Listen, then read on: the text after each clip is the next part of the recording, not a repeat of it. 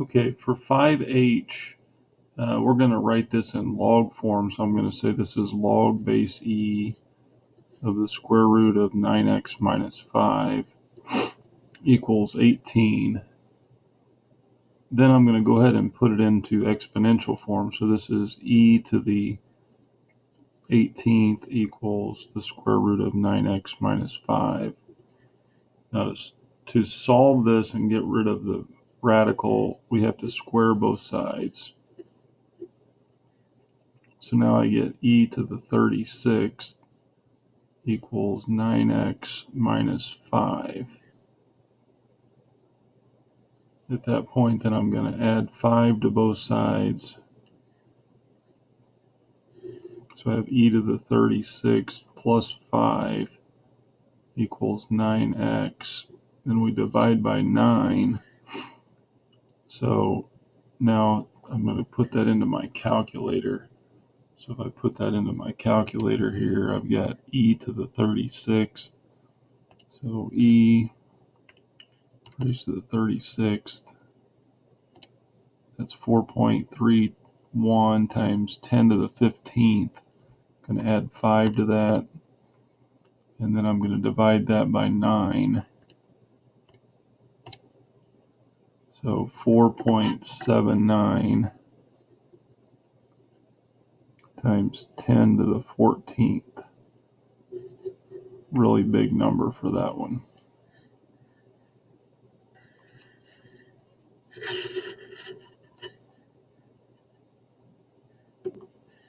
Okay, for 6a, we're going to condense here. So we know that subtraction, that those go on the bottom of the fraction in the denominator, and then the plus goes on the top. So this just becomes the log base 4 of 3 over 4 times 7. And that becomes the log base 4 of 3 over 28. Okay, if we look at 6b, on 6b, this is an expanding problem. I'm going to do the log of 3 to the 1/2 plus log of x to the 1/2 plus log of y to the 1/2. Then I'm going to take and I'm going to move the exponents to the front. So 1/2 log 3 plus 1/2 log x plus 1/2 log of y. And that would be our expanded answer. Okay, for C, we're going to change the ln into log base e. So this is log base e of 3y minus log base e of x to the 1/4. I can expand that to be the log base e of 3 plus log base e of y minus, and I'm going to move the 1/4 to the front. So 1/4 log base e of x.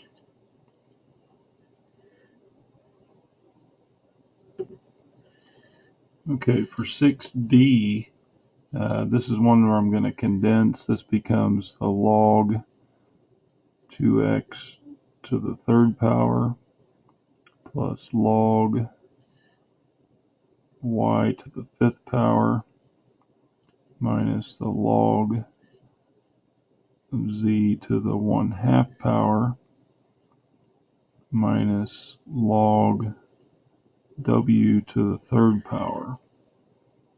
Now all my pluses are going to go on the top, so this is log of 2x to the 3rd power, so that's going to be 8x to the 3rd, y to the 5th. Now on the bottom, I'm going to get z to the 1/2, w to the 3rd.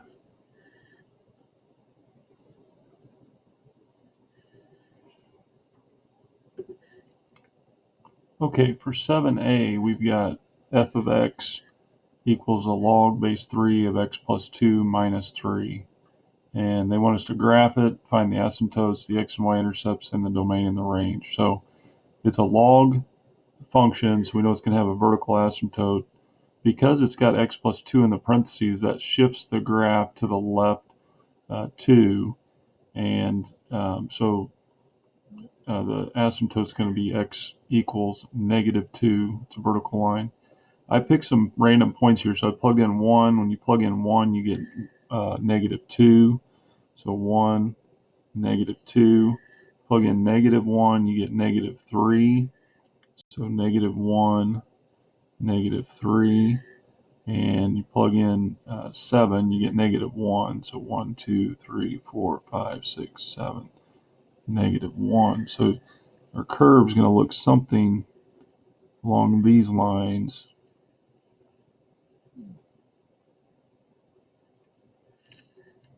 So there's my curve. And then if I'm finding the x and y intercepts, so the x-intercept, I'm going to put in 0 for y, so I get log base 3 of x plus 2 minus 3. Add 3 to both sides, we get 3 equals the log base 3 of x plus 2. I then put it into exponential form, so 3 to the third power equals x plus 2. Well, 3 to the third is 27 equals x plus 2. Then I subtracted 2 from each side to get 25. So x-intercept is 25, 0. It's going to be somewhere out here. To find the y-intercept, I put in 0 for x, so I get the log base 3 of 2 minus 3 is equal to y. I added 3 to both sides.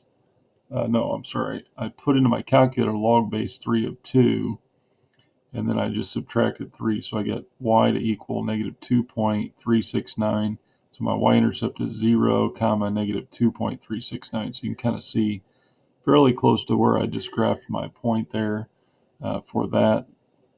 As far as the domain is going to be from -2. We're not, again, this is going to be approaching -2, so it goes from -2 all the way to positive infinity. And then my range is going to be from negative infinity all the way to positive infinity.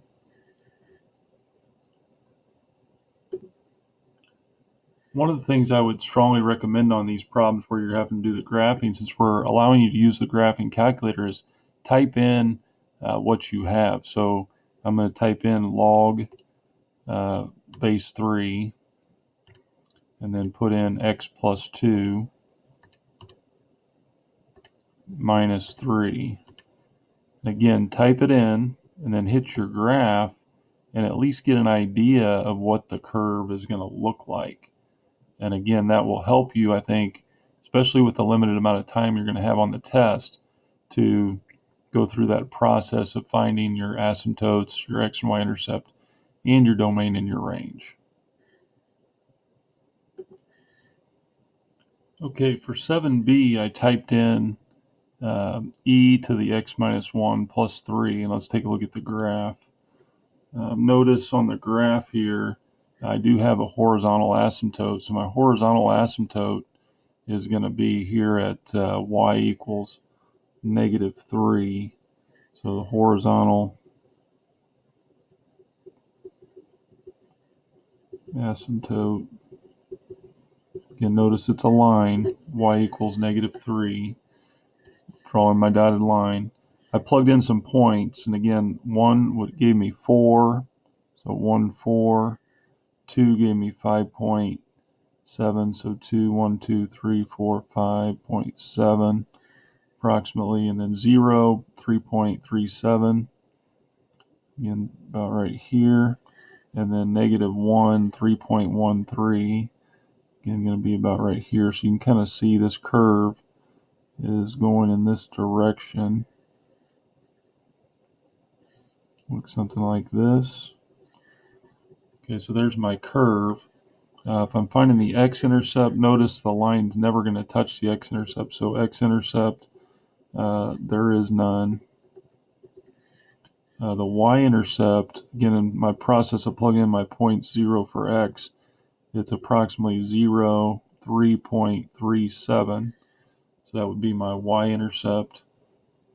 As far as my domain, it's going to be from negative infinity all the way to positive infinity.